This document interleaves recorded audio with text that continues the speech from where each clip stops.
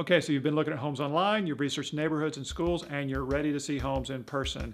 That's great, but before doing that, answer these 4 questions before taking the next steps. What are you qualified to buy? Do you have enough cash? What can you afford, and should you buy?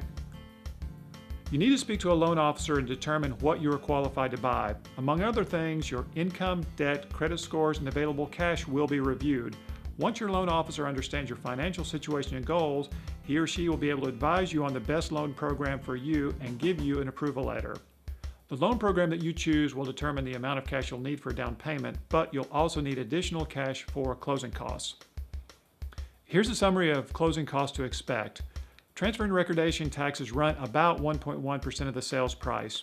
Title insurance is about 0.5% of the sales price, and loan escrow costs are about 1%. Expect to see at least a couple $100s for loan processing costs. Add it all up, and 2.5% to 3% of the sales price is a good rule of thumb. So, looking at a quick example, a 20% down payment for a $500,000 purchase would require $100,000 for the down payment, add another 3% in closing costs, and you would need around $115,000 in cash at settlement. Now that sounds like a lot of cash. There are other programs which will require lower down payments, so you'll want to talk to loan officers and shop around. Also, it is possible to negotiate that the seller picks up part or all of your closing costs at settlement as well. Your loan officer will base your loan approval on your ability to pay the mortgage, taxes, and insurance, but you'll also want to budget for basic maintenance, landscaping, and repairs. Now you know what you're qualified for and what fits your overall budget.